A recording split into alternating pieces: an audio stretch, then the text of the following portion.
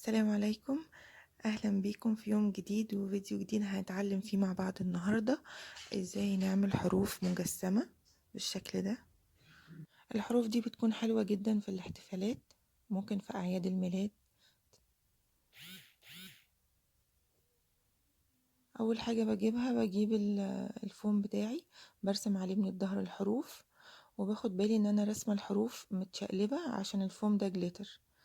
بعدين بقصها، بجيب ألواح من الكرتون أو الفوتوول الأبيض، بلزق عليه الحروف بالشكل ده، وبعدين ببدأ بالكتر بقص الحرف بالكرتون بتاعه. تمام، يعني عندي هنا أول حرف عملته اللي هو حرف الآي، لزقت كده خلاص عليه الفوم الجليتر على الفوتوول، وبعدين بالكتر هبدأ اخد الحروف بتاعته بزاوية كده مايلة زي ما انتوا شايفين، وابدأ اشيلها. لو عجبكم الفيديو ما تنسوش اللايك. كل الحرف هعمله بنفس الشكل.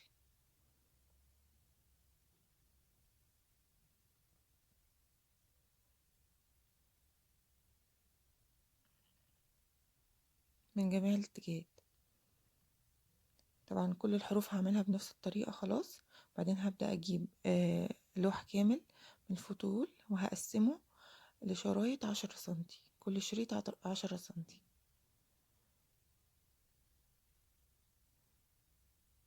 هحط علامات من اليمين ومن الشمال، بعدين هوصل ما بينهم بالشكل ده كده، وبعدين بالكتر هقطعهم عشان يطلعوا مظبوطين.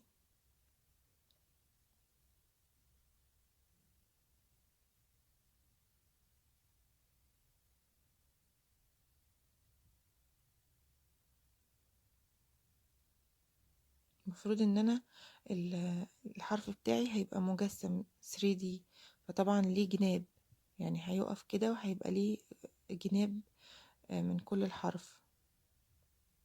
هقطع بالكتر، هيبقى معايا شريط طوله 70 سنتي مثلا، وعرضه 10 سنتي. هاخد الشريط ده هعمل فيه ايه؟ هبدأ اخد زاوية كده بالكتر واشيلها،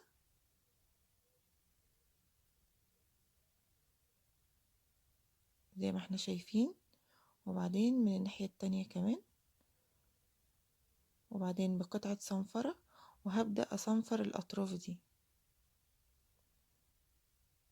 علشان الفوتول بيبقى طالع منه حتت صغيرة كده شبه كأنك قص خشب.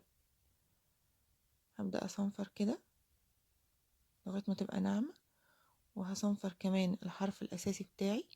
أنا شغالة على الحروف FIS اللي هي لوجو المدرسة فيوتشر. هبدأ اخد بقى مقاساتي، ايه الجزء اللي انا عايزاه يبقى مستقيم هيفضل زي ما هو، وايه الجزء اللي انا عايزة يبقى فيه انحناء. الجزء اللي انا عايزة اللي هعلم عليه ده اللي هيبقى فيه انحناء لحد هنا كده معلمت، هجيب المسطرة وهبدأ اشرطه بالقطر. يعني مش هقطعه للاخر، لا، يعني هعمل فيه شرطة بالشكل ده كده، بتتفتح لكن ما بتتقطعش، لغاية المقاس اللي احنا عاوزينه، على حسب بقى ما يطلع معايا هياخد كام شرطة.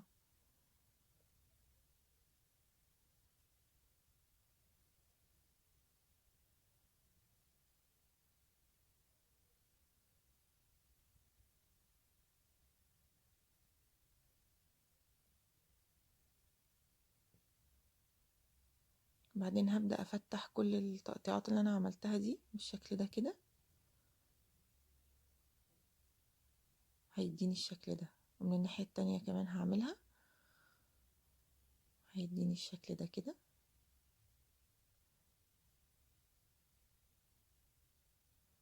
هنا بقى لما اجي اركب على الحرف، هيديني الكيرف بتاع الحرف من فوق ومن تحت.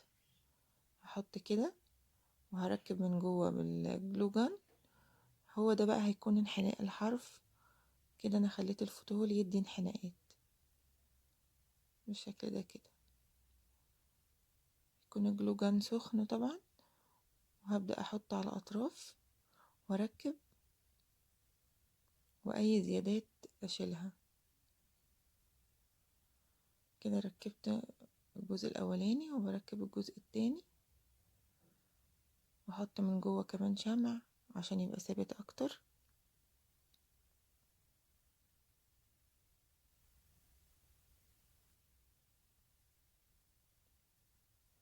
هنا بثبت من جوه كمان عشان اتاكد ان هو مش هيفك معايا وان هو عامل زاويه قايمه.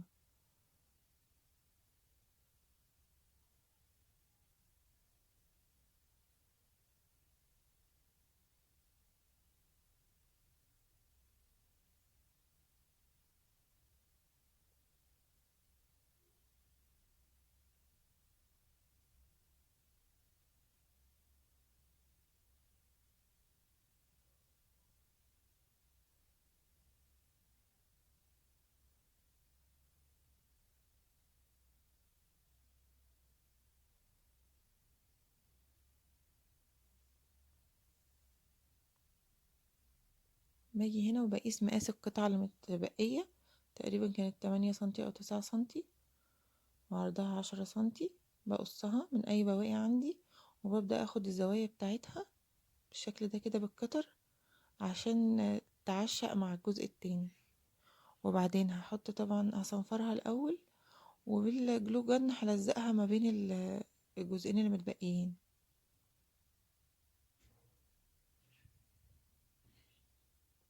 بالشكل ده كده. هنا هتبات في الجزء ده، هتقفل لي بقية الجنب كله من فوق ومن تحت.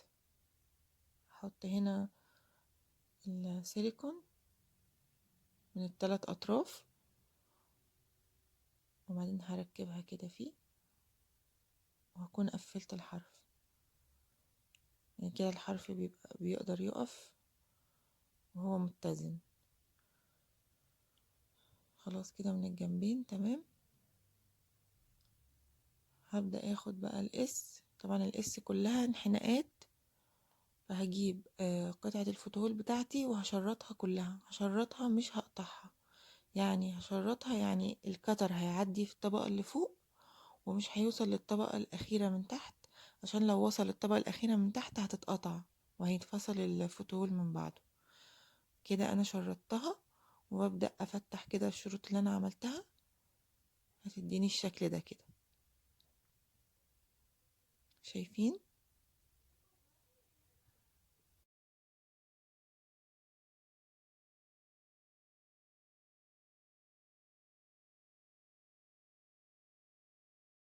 هاجي هنا بقى وهبدأ أركب الشرايط دي على كل حرف الاس في كل الكيرفات بتاعته. ابدأ كده من فوق، ابدأ اركب اول جزء عندي وهلفه لغاية لما يخلص الشريط بتاعي. ابدأ اجيب جزء تاني واكمل عليه. طبعا الفوتول اللي كان عندي ما كانش عندي غير 50 في 70، فالشرايط اللي انا عملتها كلها طولها 70. لكن لو متوفر عندنا متر في 70 يبقى هعمل شرايط اطول عشان تبقى اسهل معايا. يبقى كل شريط مثلا هيبقى 10 سنتي او 15 سنتي، على حسب عمق الحرف اللي انا عايزاه، وهيبقى طوله متر، فده هيلف معايا مثلا جزء كبير في الحرف، بدل ما انا بلف كذا جزء ورا بعض. لا دوت هيبقى اسهل عليا. وممكن كمان بدل ما انا اعمل الزق الفوم على الحرف الاول وبعد كده اعمل الجناب، لا انا ممكن ارسم على الفوم، وارسم على الفوتول، واركب الفوتول في بعضه، وبعد كده ابدا اركب الفوم في كله. يعني ممكن كده وممكن كده. هشيل اي زيادات طالعه معايا، ومش هحط سيليكون كتير علشان ما يكلكعش ويبقى شكله مش نظيف في التقفيل. همشي مع كل الكيرفات اللي عندي. والفوتول حلو جدا في الطريقه دي، وبيلف بمرونه جدا في كل الكيرفات، احسن من الكرتون العادي حتى. ببدأ اثبت من جوه كمان بالسيليكون، ويكون سخن علشان يمسك الطرفين في بعض كويس، ما يكونش بارد. ببدأ هنا وبلف الكيرف بالعكس، بيلف معايا، وبجيب قطعة تانية بكمل بيها لغاية ما بكمل حرف الاس كله. طبعا لسه عندنا الاف، هنشتغل عليه.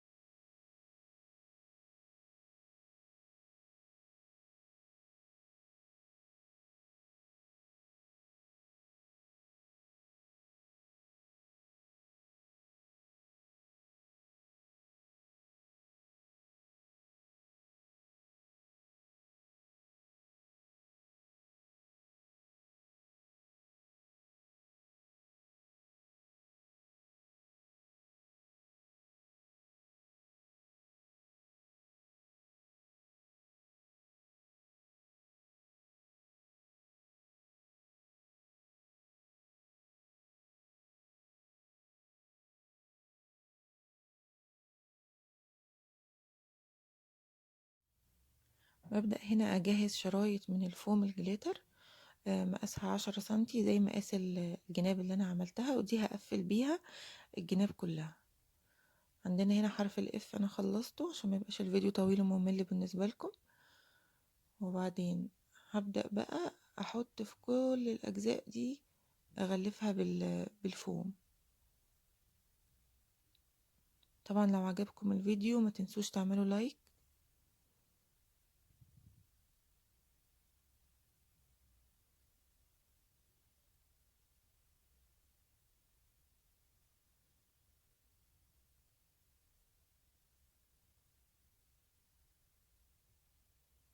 هغلف كل الأجزاء البيضة اللي موجودة، احط السيليكون واسحب عليها على طول الشريط بتاعي. ولو في فتحات بيضة باينة ممكن بعد كده بالألوان الأكريليك أقدر إن أنا أداريها.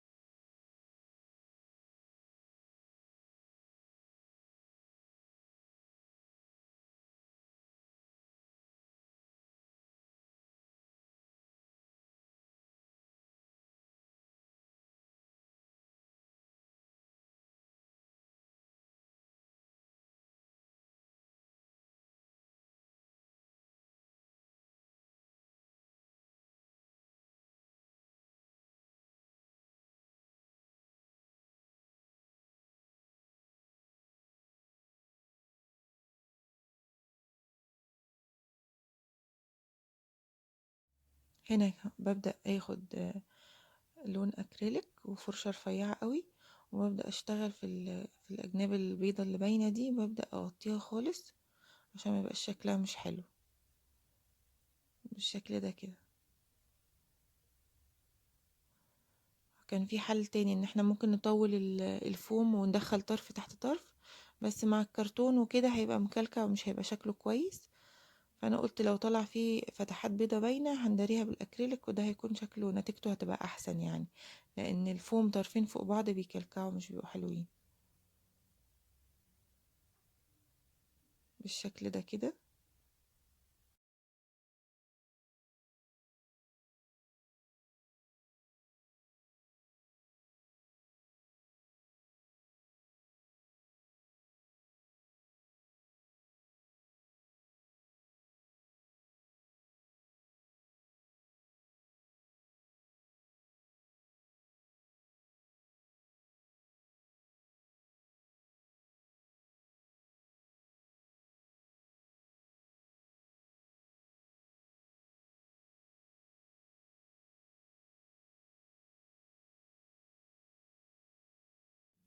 وده كده كان الشكل النهائي للحروف بتاعتنا اللي هي عبارة عن لوجو المدرسة.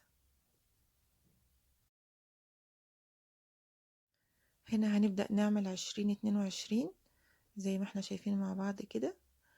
هنرسم على الظهر وهنتأكد ان احنا رسمين بالعكس، يعني هنقلب الصورة على الرسم الأول علشان تطلع معانا مظبوطة. تمام، لأن الفوم الجليتر بنضطر نرسم من ظهره وبعد كده نقلبه، فلو احنا راسمين نمبر 2 مظبوط على الظهر وجينا قلبناه هيبقى متشقلب خالص. هنبدأ ناخد كل رقم عملناه وهنبدأ نلزقه على الفوتوول. هاخد كل رقم وهلزقه على القطعة بتاعته من الكرتون او الفوتوول اللي عندي.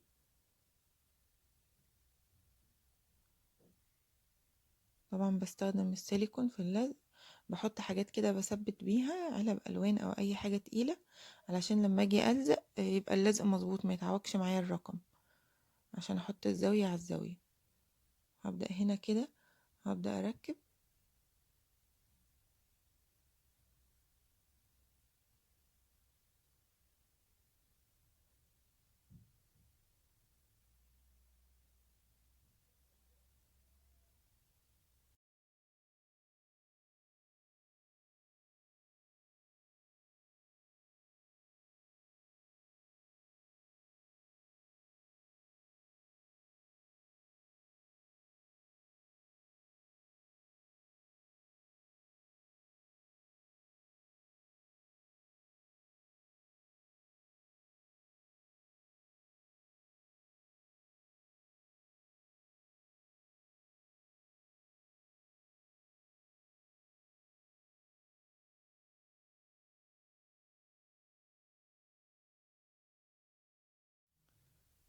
خلاص كده كل الارقام بتاعتي جاهزة. هبدأ اجيب شرايط من الفوتوول وهشقها كده، تمام، 4 اجزاء، وهبدأ اعمل ستاند لكل حرف من الظهر، بحيث ان لكل رقم من الظهر، اسفة، بحيث ان الرقم لما يقف يبقى ليه ستاند ما يقعش يعني. اهو جزء من المثلث دوت هلزقه في الرقم نفسه، جزئين التانيين هيبقوا ساندين على الارض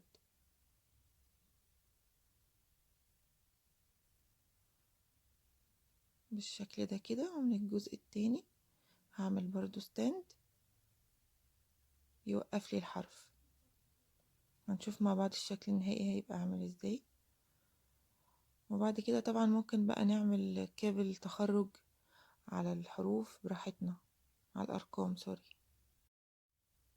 وده كده الشكل النهائي للارقام بتاعتنا 2022. وزي ما قلت لكم عملت كاب تخرج ولزقته فوق الارقام، بقى شكله تحفة جدا. الارقام كانت واقفة عطيه شكل جميل قوي.